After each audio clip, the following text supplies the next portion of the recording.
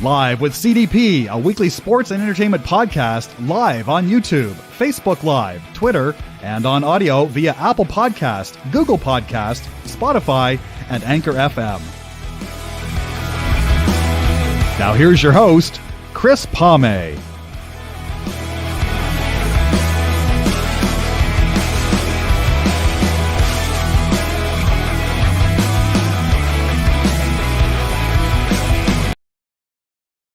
Hey, good evening, everybody. Welcome to Live with CDP podcast, season 3, episode 40, and my 150th episode tonight, which is hard to believe. I've just been doing this podcasting since the beginning of March 2020. So I'm looking forward to my guest tonight, Kelly Dudzik from WGRZ Channel 2 in Buffalo. This is her third time coming on tonight, and we're going to talk some more news, obviously, what happened in Buffalo on Saturday, and maybe a little bit about the Buffalo sports scene as well. So again, I want to say thank you to Kelly for coming on. And again, I want to say my deepest sympathies to all those families and friends and coworkers in Buffalo that were affected with the massive shooting there on Saturday afternoon and that. So just bear with me, guys, and I'll bring Kelly on and we'll have a little chat with her. And again, I want to say thank you to everybody for watching or listening to my podcast,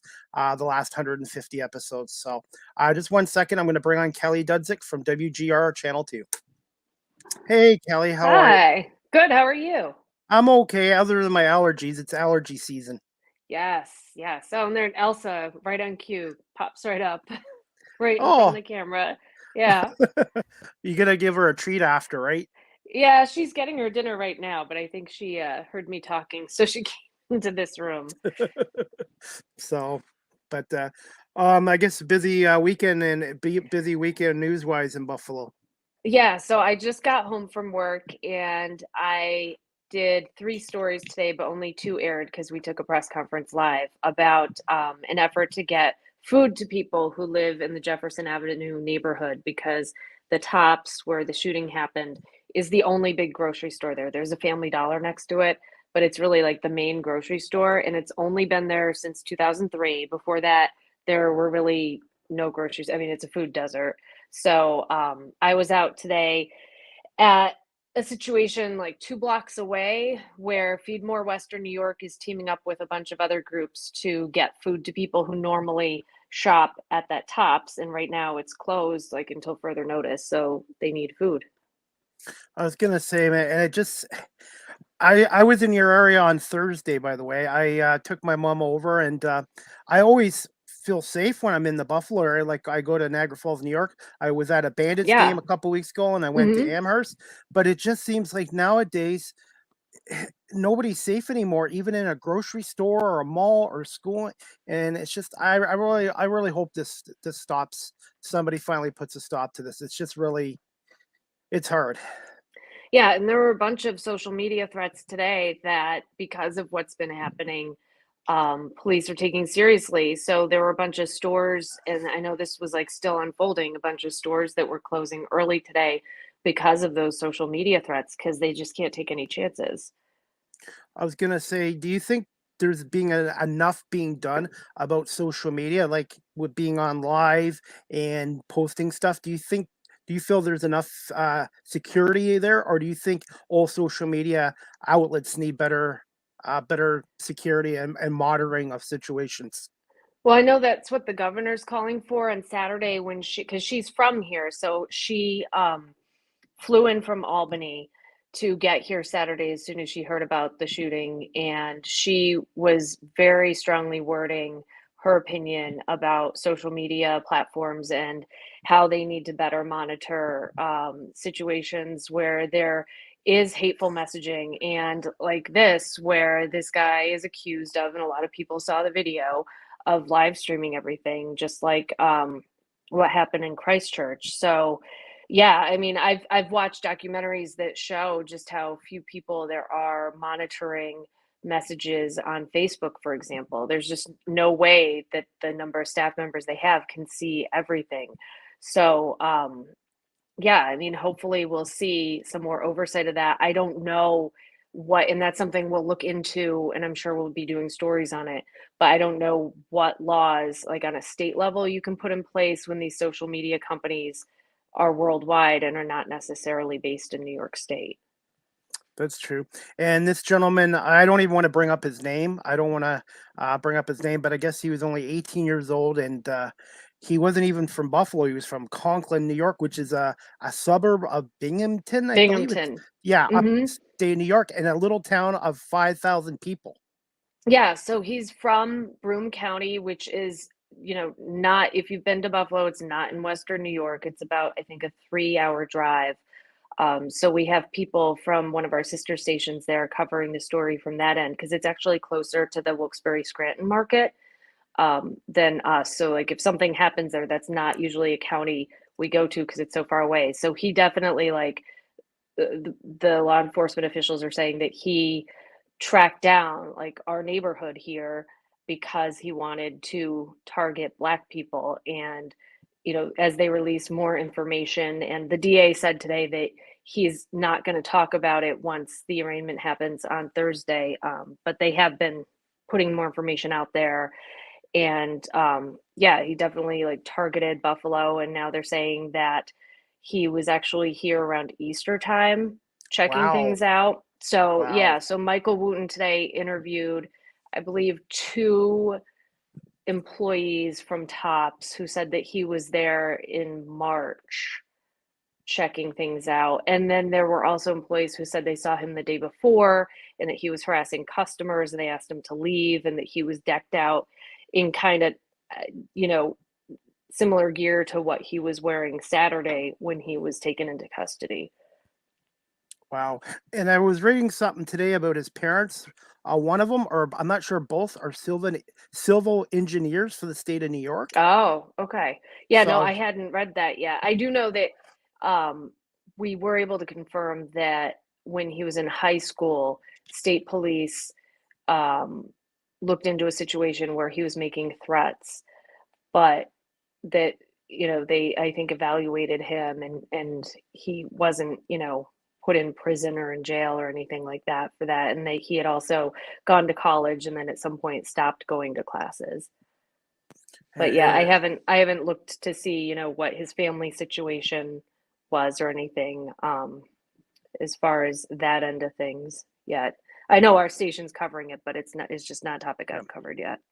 Yeah, it's just, I guess we'll find out more in the next couple days and the next Yeah. couple weeks and stuff like that. But and how does an 18-year-old kid get all this military armory stuff? That's what I don't understand.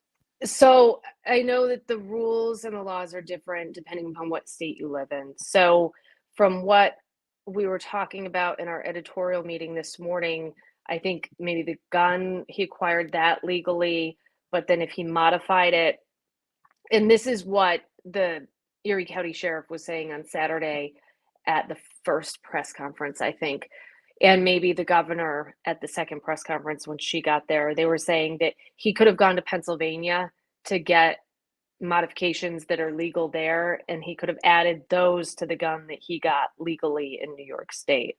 So that's the whole issue, is that the rules are different and the laws are different depending upon which state you're in.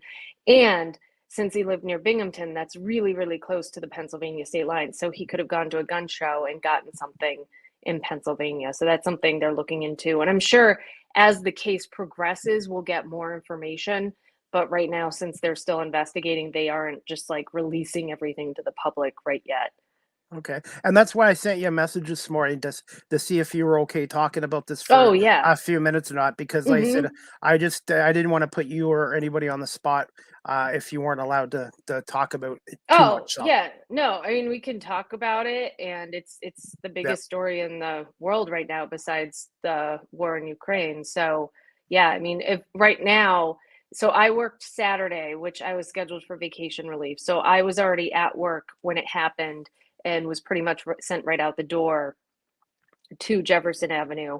And then I was off yesterday, and a bunch of other people worked yesterday and were called in. And then I worked today. And today, when you go by the scene, you see all the network satellite trucks and everybody, like the international press and national press is here in addition to all of our local crews. And then we also have crews helping us from our sister stations who came in just because we need extra people to be able to cover the story because it's such a big story and it's going to continue being a huge story for months.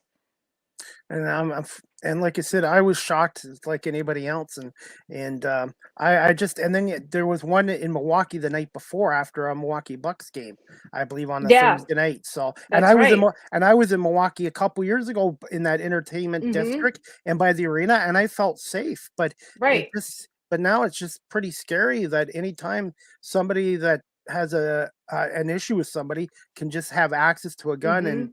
so I love your country, Kelly, and I have family there and friends there, but I just wish things would get better with the gun solution. I hope somebody can come up with Yeah. something. Yeah. And just be, just be aware of your surroundings and try to stay as safe as you can.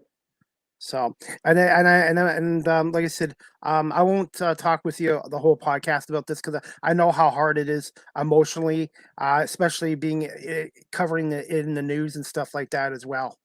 Yeah, and this happened a mile from my house, so it's super, super close. Like if Wow, you were to 1 walk mile. there, it would be like a 15-minute walk, and it's just, yeah, it's a mile from where I live. So it's really close and happened on a Saturday when it was nice out, so a lot of people were out. That's a day most people probably do their grocery Grocery shopping. shopping So on Saturdays, yeah, yeah. yep, And mm-hmm, I've grocery shopped at Tops before, and and yeah, and, and I hear yeah, some stupid comments on social media. It's Tops' fault, and it's like this could have happened at Wegmans. This could have happened anywhere else. right, And right. and and, and Tops, I was reading up. Tops had a security guard that was a Yes. former police officer too.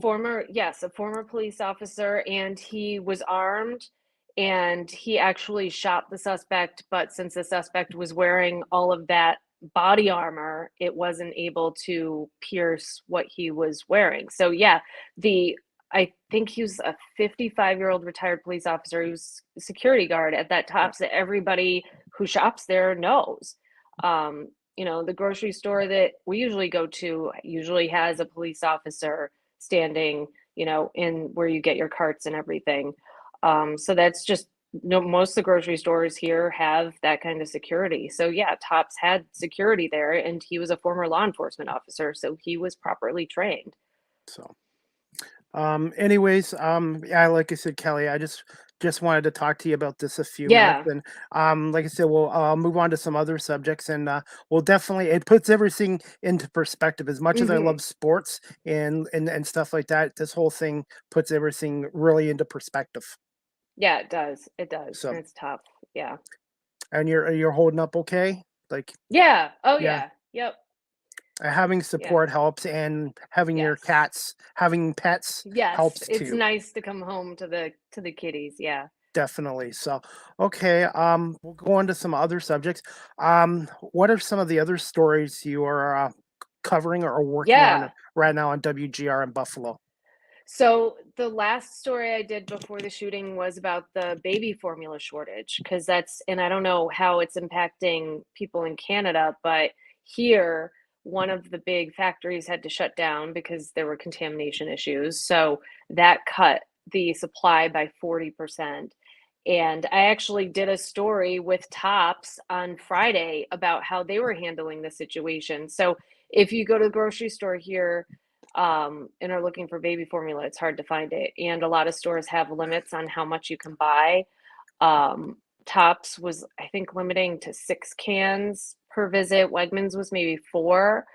And so people who don't breastfeed need baby formula to, or if you do a combo of both, you need baby formula to feed your baby. That's the only thing that they can have, and people are going from store to store and not able to find any. So Tops was hoping that the situation is fixed within like 3 months, and I know the federal government's doing stuff to try to fix it too. But I know we have a coworker who had twins, and she's having people like check different stores for her because she needs to buy a lot of formula because she has 2 babies. So that's one of the big stories happening right now, and that's happening across the country. That's not just in Buffalo.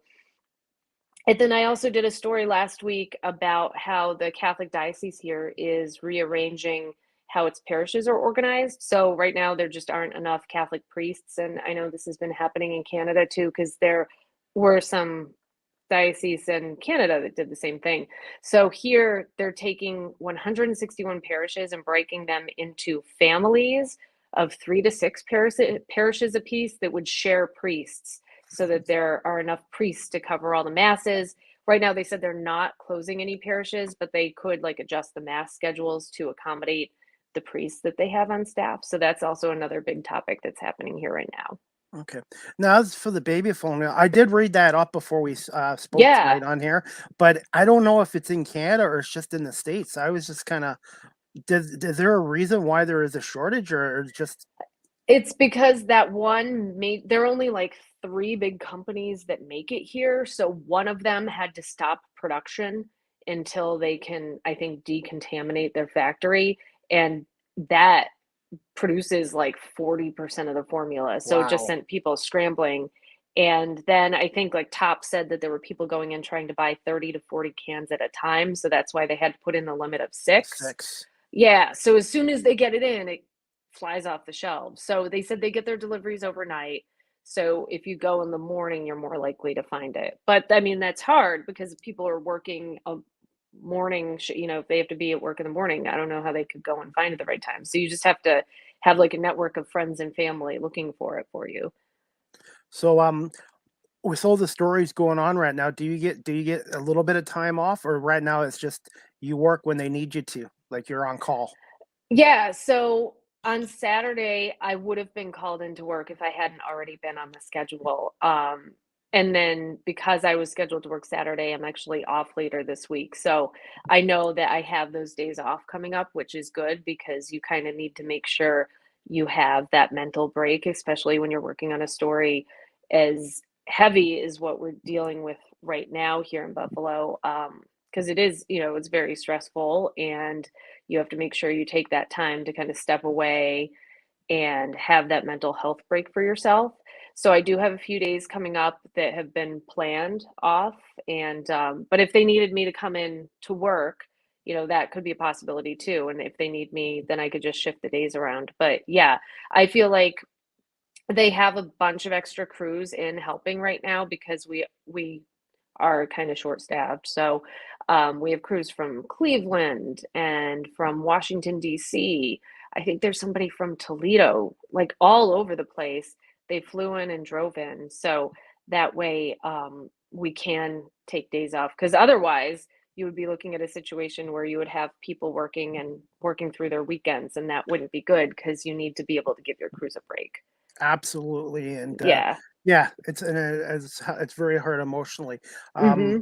yeah, I was gonna say, this leads my next question. It's kind of a Sure. more positive note. Thoughts on the Buffalo Bills' new stadium deal with the taxpayers, the state of New York, and Hmm. also is the KeyBank Center going to have some renovations as well in the near future?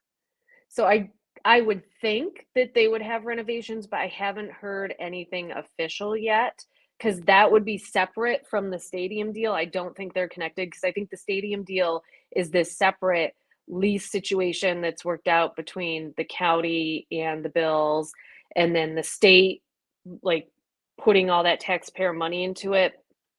I know that a lot of downstate politicians, including Democrats who belong to the same political party as the governor, Kathy Hochul, were not happy when they found out how much taxpayer money was going to be funding the stadium.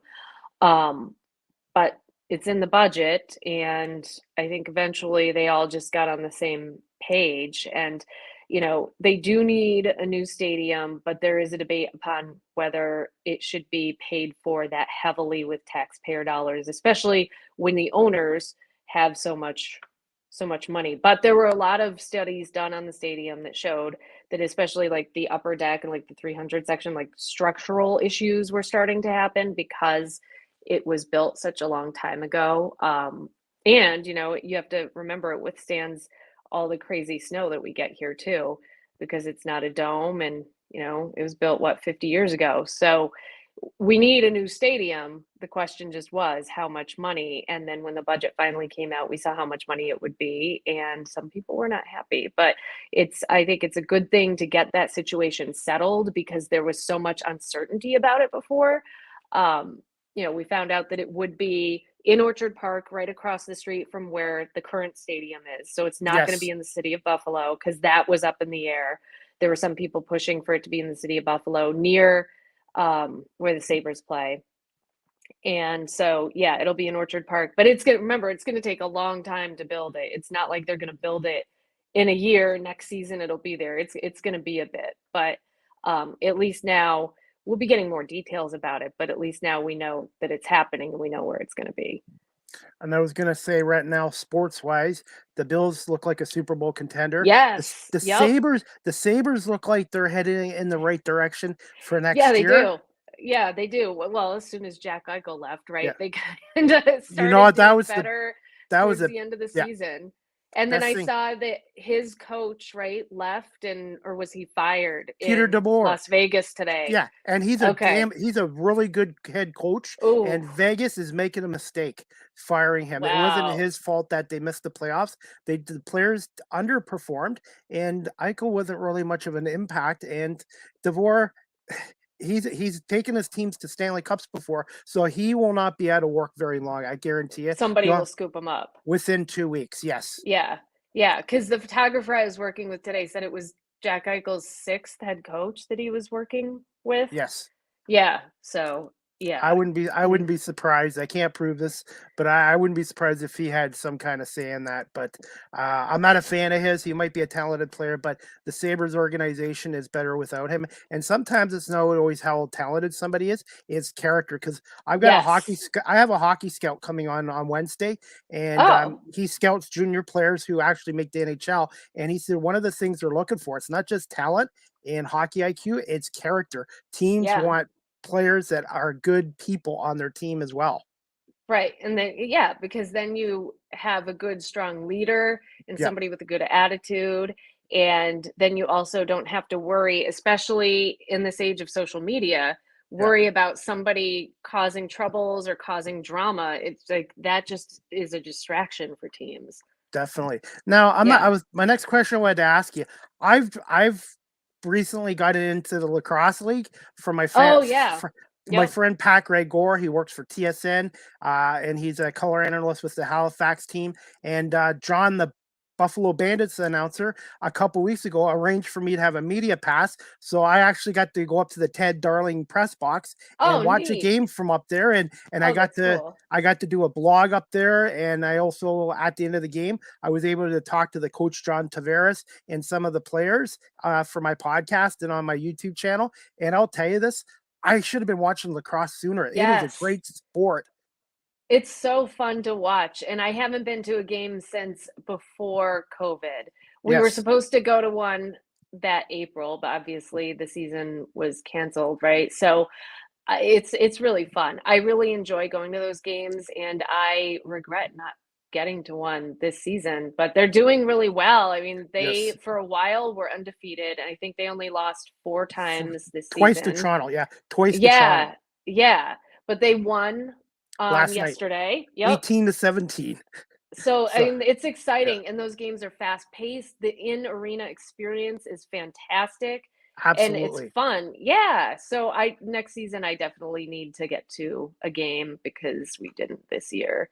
If I live closer, like maybe St. Catharines, yeah, I would get season tickets. The only thing stopping me right now from coming over as much as I did before is the price of gas is $2.05 a liter here, which is I think over $7. Oh, that's gonna be up for like $6 or $7 a gallon. Yeah. So it's cheaper. Then it must be cheaper here because it's like $5 something here. Yes. I filled up before I went home Thursday night. Yeah. But it's not worth it to drive here just to get gas unless you lived right across the border. But if you were here anyways to fill up before you go back, makes sense. But it was nice to be able to take my mom over again shopping. Yeah. And she hadn't been over in almost 3 years. And it wasn't the border traffic wasn't a problem. The big thing I tell Americans, make sure you have an Arrive Canada app on your phone and put all your passport and vaccination stuff. Because if you don't, they won't let you go across. Yeah, no, we went across at the end of April for the first time since the pandemic started, and we used the Arrive Can thing, and we also have our Nexus card. So we didn't even have to show them the ArriveCan QR code because when we showed our, when we scanned our Nexus cards up, everything popped up. So it was super easy. We had no wait. We crossed at the Peace Bridge and no issues at all. It's nice to be able to travel again across the Yes. border, even with the Yeah. high gas prices. It's Yeah. kind of nice. So, but I was gonna say, the Bandits Rocks next game is not Saturday in Hamilton, and I'm gonna see if I can go to that game in Hamilton. I'm only 40 minutes from there, and So that's not bad. And in Hamilton, they get about 10,000 fans there. Around Wow. this, about maybe a little less than the Bandits, but the crowd's loud and Yeah. engaged. And you know what? These guys are down to earth. And one of my guests tomorrow, who I met at the Bandits game, Bud Bailey, he's going to be on my show tomorrow. He was telling me all about the league and stuff. And these guys don't get that paid that much. I think he was No, they mentioning don't. they get maybe 1,000 US per game, and it's only an Yeah. 18-game schedule. So Yep. these guys all have to have full-time jobs. Yeah, I think that actually Stu Boyer did a story a few years ago about one of the guys who was also a teacher because they all have to have, unless they just have tons of cash from something else like stashed away, that's not enough money. You really have to want to do it. And I don't know, if all the guys live here full time, they might only live here for the season, but they all have other jobs. Yeah, I just hope next year they make the playoff format a little bit longer because each game literally comes down to the last second and last shot. Wow. Yeah, like yesterday, right? Yeah, the Rock hit the goalpost right at the end of the game. I'm like, wow. So and Bud Bailey, I'm looking forward to speaking to him because he's like an encyclopedia of sports knowledge and in the Buffalo News. He's done everything pretty well in journalism and in media pretty well. Nice. Yeah, no, he'll be able to give you good stories. So yeah, and I'm hoping this summer I'll be in a radio station too. I've got connections, and I just got to cross my fingers, and somebody else giving me a opportunity behind the mic. Nice.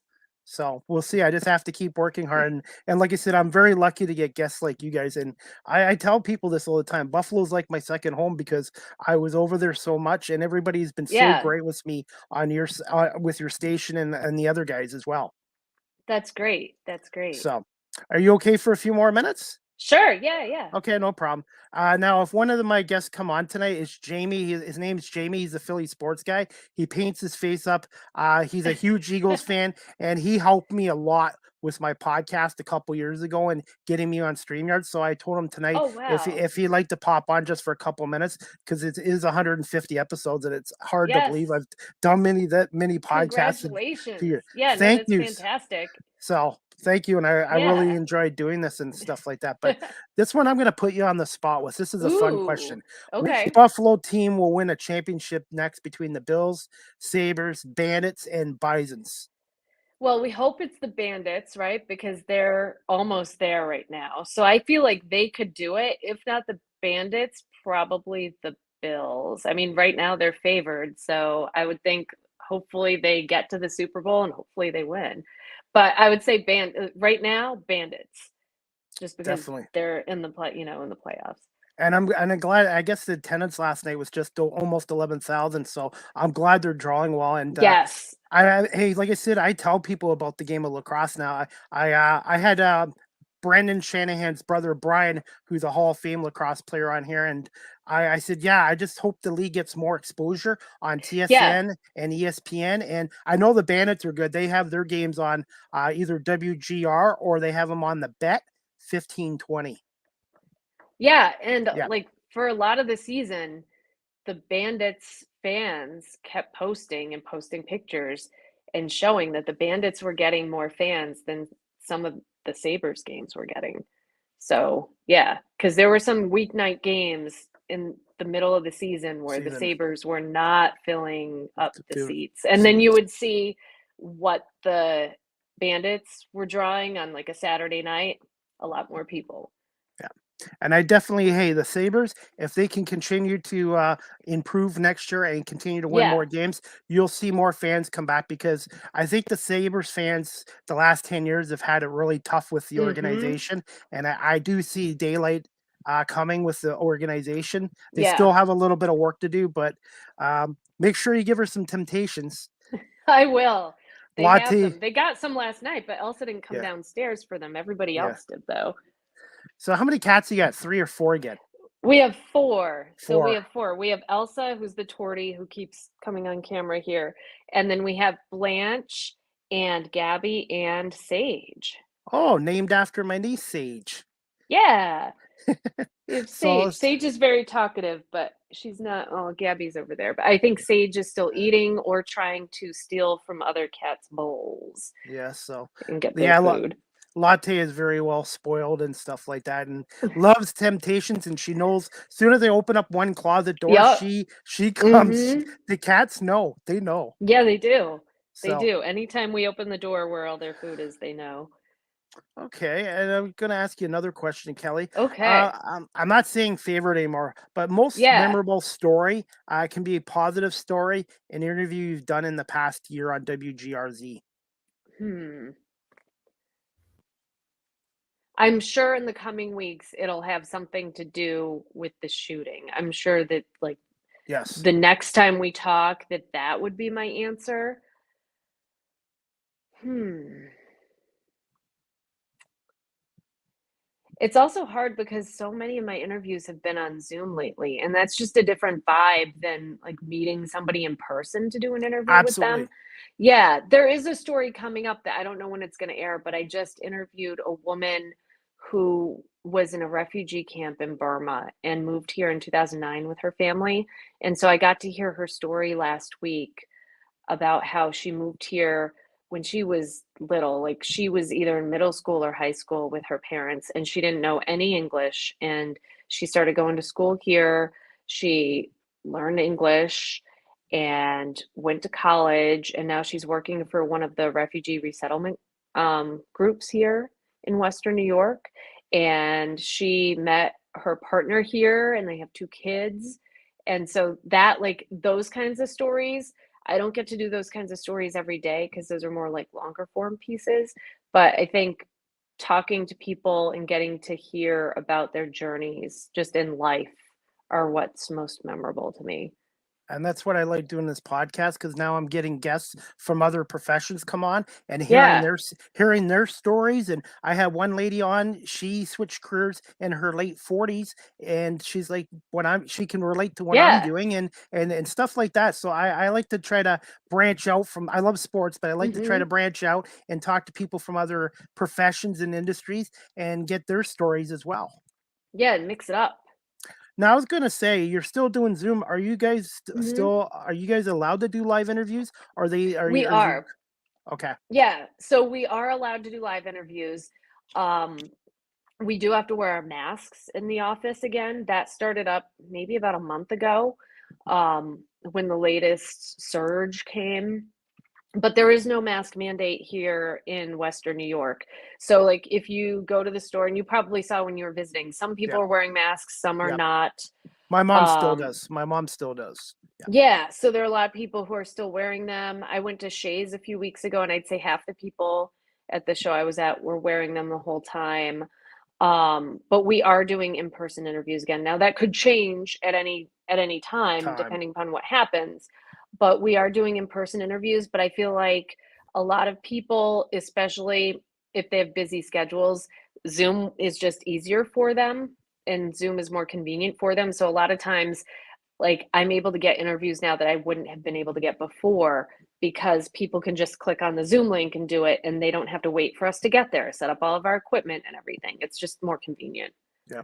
One thing I have been doing now when things have been getting better here is doing live interviews because I think that's good experience for me too. Because Yeah. when you do a podcast, I get to write stuff down on paper and that and stuff like that, or put it on my graphics. But when you do a live interview, Mhm. you got to go by your noggin and just Yeah. think fast on your feet. And I just think that's great too. And it's just kind of nice being around people again as well. Yeah, no, it definitely is. And I like having the option of doing Zoom, but I think whenever you are able to do an interview in person, it is better because then you actually get to make that connection with somebody. You meet them in person, you get to see where they are in their space. And I think that helps you be a better writer to get the story done. It gets you more immersed in the story. Yeah. And I was going to say now you've tied Stu Boyer for coming on my podcast 3 times each now. Yeah. Oh, So wow. So That's Stu great. Stu was going to come on tonight, but I think he's in Philadelphia right now, visiting his Oh. daughter. So, but Oh, nice. he's a really good guy, and I keep in touch with Yeah, him regularly on social media and stuff like that too. he's great. Yeah, I have not seen him in a long time, but I really enjoyed working with him. So he said to say hi to you too.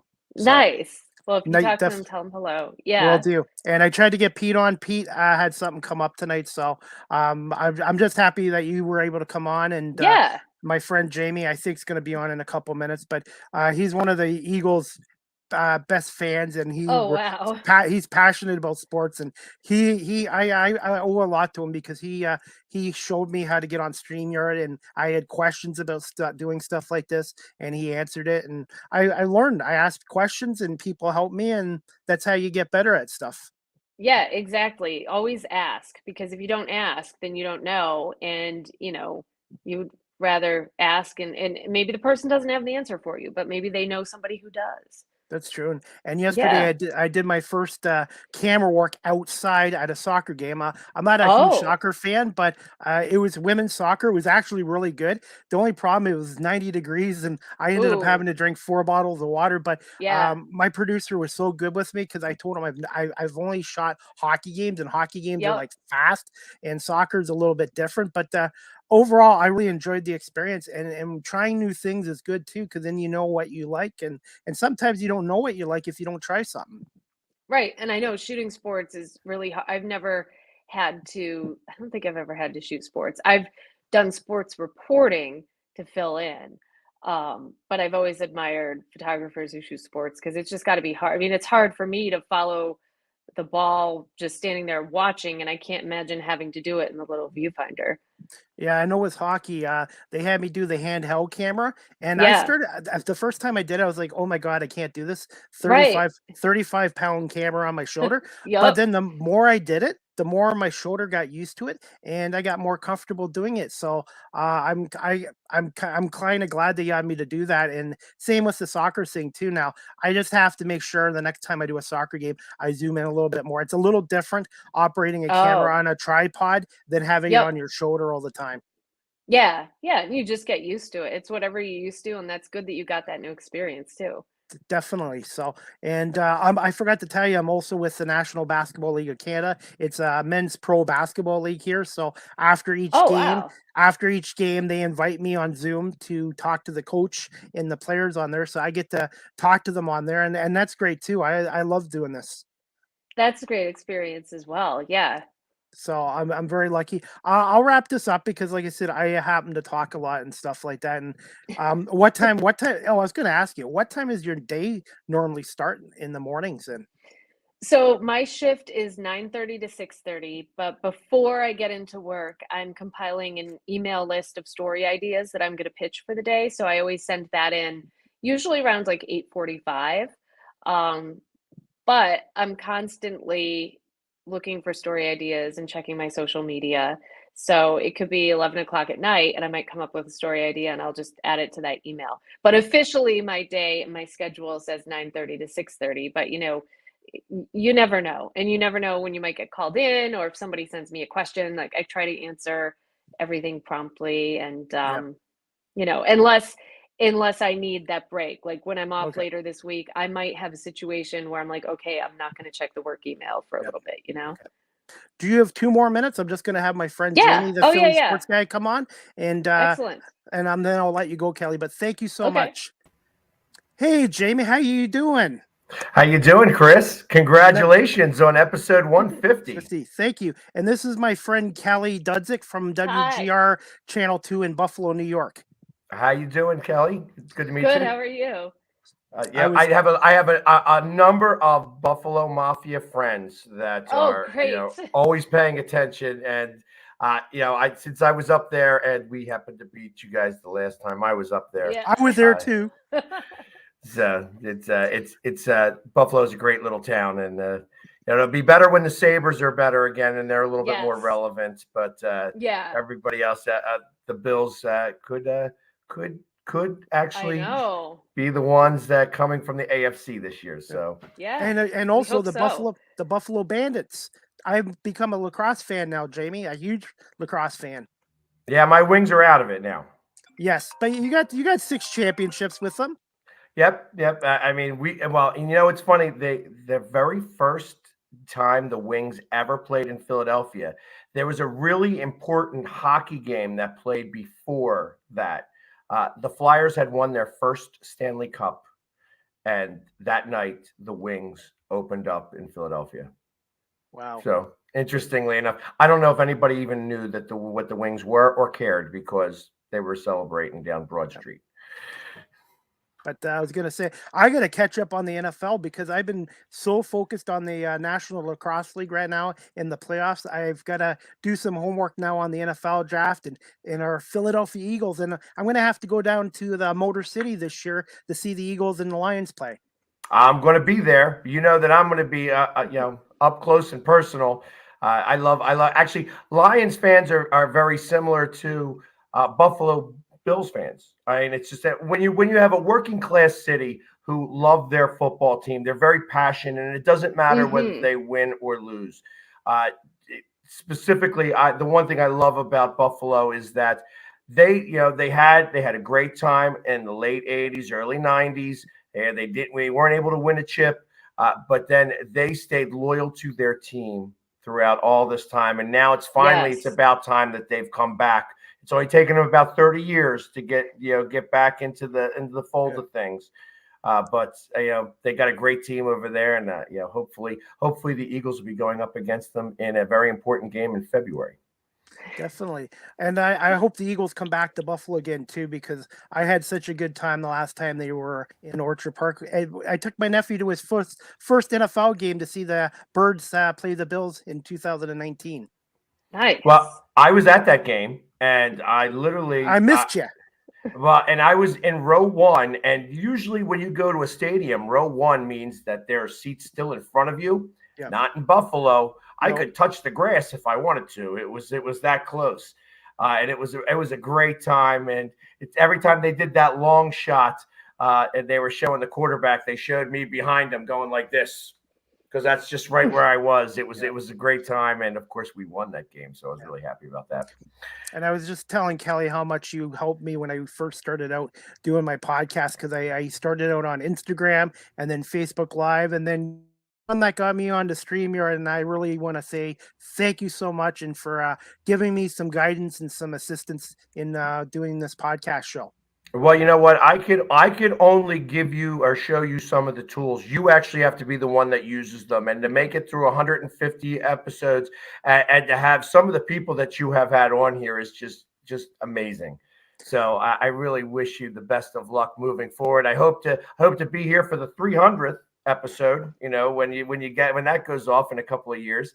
But you really done well for somebody who was just like, yeah, I don't know what I'm doing. And next thing you know, you have Kelly on. And I mean, this was the most amazing episode since.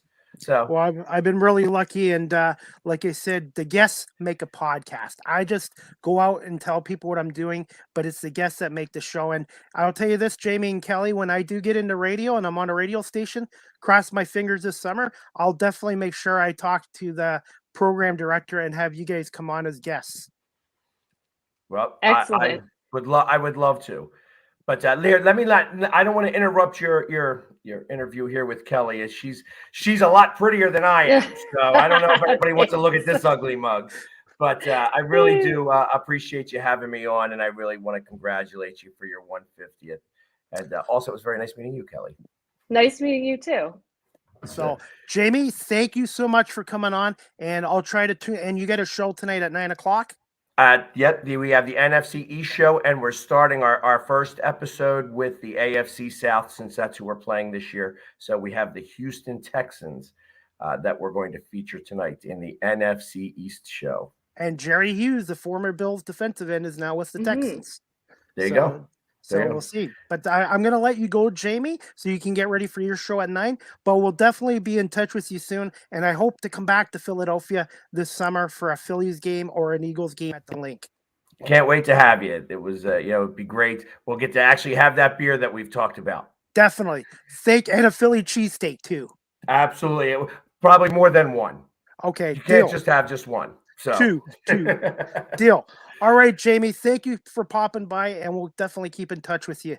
It's my pleasure. Thanks again, guys. Have a good one. You too. Thanks, Jamie. Anyways, Kelly, thank you for letting me do that tonight, because he was one of the guys that Oh, helped me yeah. out. He helped me out when I started this, and I wasn't very good at first, and I befriended him, and he's a great guy. And I'm an Eagles fan, but the rest of the teams I like are Detroit. But Jamie's a really good guy, and he does a lot of fundraising for autism in Philadelphia as well.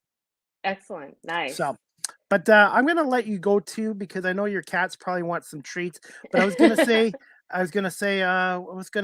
the last thing I was gonna say, where can my audience find you again on social media?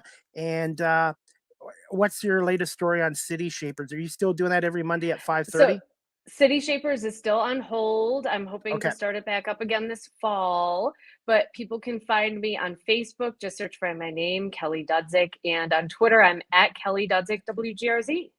Okay, no problem. I was gonna say, Kelly, hey, thank you so much for coming on. I Thank wish you for having me. no problem. I just wish the story we talked about earlier did not happen. But Yes. also, is there anything where people can do to help out if they want to from Ontario? Yeah, so I posted a link earlier today on my Twitter page for Feed More Western New York. That's one of the places you can go. And then if you go to WGRZ.com, there are also other resources there, other links to make sure that you're sending any monetary donation to a legit place that isn't a scam. Okay. Well, I'm gonna let you go, but Kelly, I want to say thank you so much for coming on, and Thank you for having me. I hope to have I hope to have you as a guest on again in the future, and maybe we'll run into you at a Bison's game this summer, because Yes. I'm supposed to meet up with Pat Malacaro. So when I do pop over Excellent. for a Bison's game, I'll give you a heads up notice.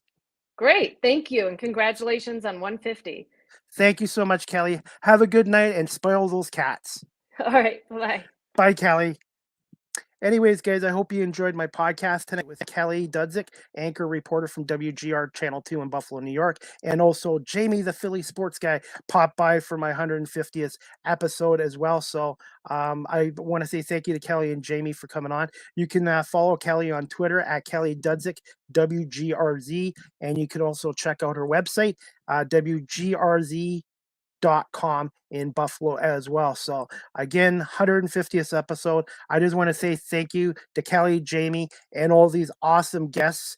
There's so many of them, but I've been very lucky and fortunate, and I hope you guys realize how much I love doing this podcast as well. Before we get going, guys, I'm just going to show a little clip of the Rock Bandits game last night. It was on the TSN Game of the Week with John Abbott, Pat Gregor, and Ashley Docking. And these are just some of the highlights in the Buffalo Bandits 18-17 win over the Toronto Rock at the KeyBank Center last night. Big shout out to Craig LeBron, Todd's son. Big happy birthday. Burn drives, scores!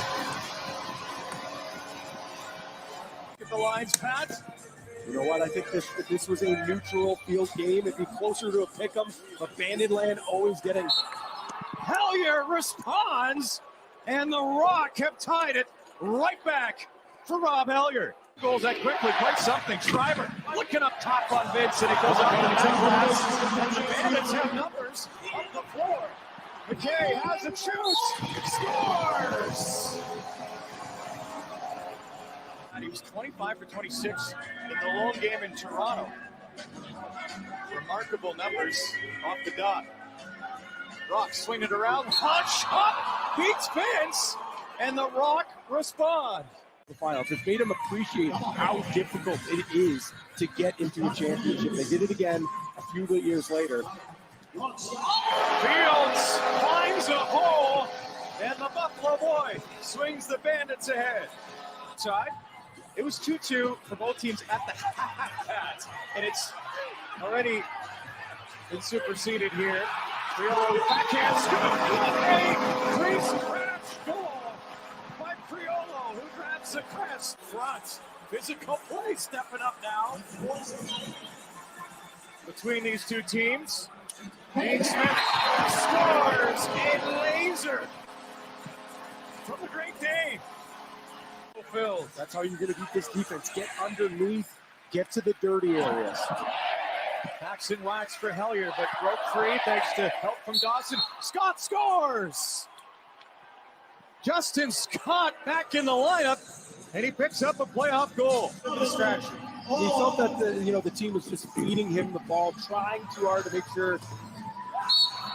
Vance sneaks it through on Vince. He scores. Vance with a heck of a game. Let's expand on that with Ashley Docking. Thanks so much. We were talking to Rob Hellier earlier this week as Tom Schreiber scores. So we'll get you guys into a replay of that, and then we'll come back down and talk about Zach Vance, guys. Oh, so dangerous is Danicote. Normally for his size, in front. That's a half the move. Toronto does too. As they find another lead. Nice little look for Dawson in front. Didn't connect though. Mans holding a hot stick right now. Lets it fly. Scores! Hot trick for Zach Mans, who is absolutely scorching up the Buffalo zone. They're one of the best teams in the league, soaking those shots.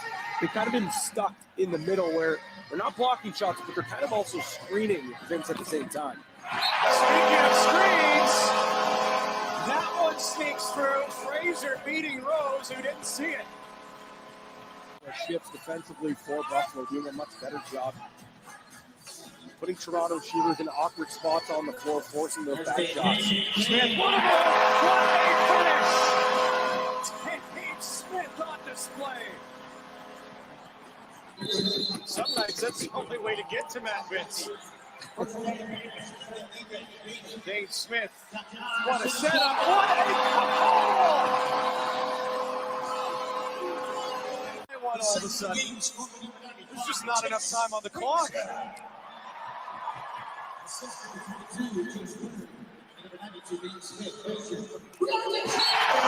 there's another.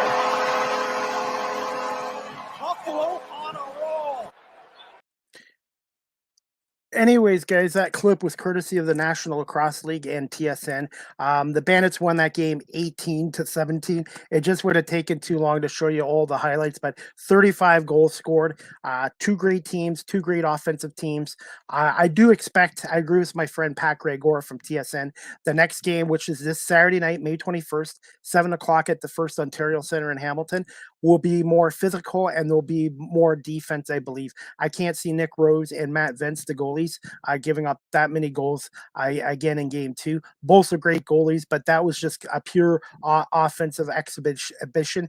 And the 10,000 plus fans that were at the KeyBank Center enjoyed it. And I'm hoping to go to the game this Saturday. So right now, Colorado in the West leads San Diego 1-0 with game two in Colorado Saturday night, May 21st at 9:30 on ESPN Plus and TSN.ca. And the next Rock Bandits game, like I mentioned, is this Saturday night, May 21st, 7 o'clock at the First Ontario Centre at 7 o'clock. Go to TorontoRock.com to get your tickets as well. And I'm hoping to be at that game as well. Really looking forward to it. And I think both series are going to go 3 games. Both series are best of 3. So I see both series going to limits, but we'll see what happens. But don't count out the Toronto Rock yet. And they were only a goalpost. They hit a goalpost at the end of the game that could have tied it. So I really think the Rock are going to come out strong Saturday night in front of their home fans. And don't be surprised if there was a third game at the KeyBank Center on Saturday, May 28th at 7 o'clock. So again, you can watch the game on TSN, TSN.ca or ESPN Plus as well. And also, guys, just to let you know, my next Live with CDP podcast is Tuesday, May 17th, tomorrow at 1 o'clock. My guest is going to be Bud Bailey. He's a writer, editor for the Buffalo Sports Page, and he's also a former copy editor and reporter for the Buffalo News. Bud's had a 40-year plus career in journalism, media, and broadcasting, and Bud's going to come on and talk about his career and the current status of Buffalo sports with the Bills, the Bandits, the Sabres, and the who else? The Bills, the Bills, Sabres, Bisons and Bandits. So, anyways, me bad there. So, anyways, I hope you guys can tune into that. And like I do for all my podcasts, guys, Live with CDP podcast, the audio version is downloaded to Google Podcasts, Anchor FM, Apple Podcasts, Breaker, Pocket Casts, Radio Public, Spotify, Castbox, and LinkedIn. My last podcast I had on, I think it was Friday. It was on Friday. It hasn't showed up on Apple Podcasts yet. So hopefully this one will be on Apple Podcasts tonight as well. And also, you guys could follow me on TikTok at Live with CDP. And that's pretty well it, guys. Just to let you know, the National Basketball League of Canada had their playoff start yesterday. Game 1, London 106, Windsor 99. London's up 1-0. Game 2 is tomorrow night at 7 o'clock tip-off at the Budweiser Gardens. And that game will be on NBLC TV. And the other game will be the Kitchener-Waterloo Titans, who upset Sudbury in the first game yesterday, 122-116. Will try to take a commanding 2-0 lead against the 5 tomorrow in Sudbury. Same time, 7 o'clock at NBLC TV. So we'll see if London and Kitchener can take stranglehold leads in those series. So, and if you guys want to watch those games, again, check out NBLC TV as well. They do a really good job with the broadcast. So, all right, guys, I think that's going to be it for tonight.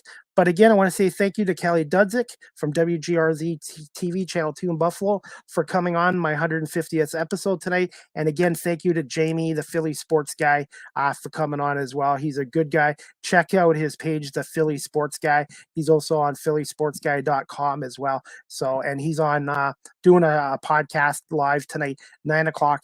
The Philly Sports Guy at 9 o'clock, talking about the National Football League and previewing the AFC South. So, all right.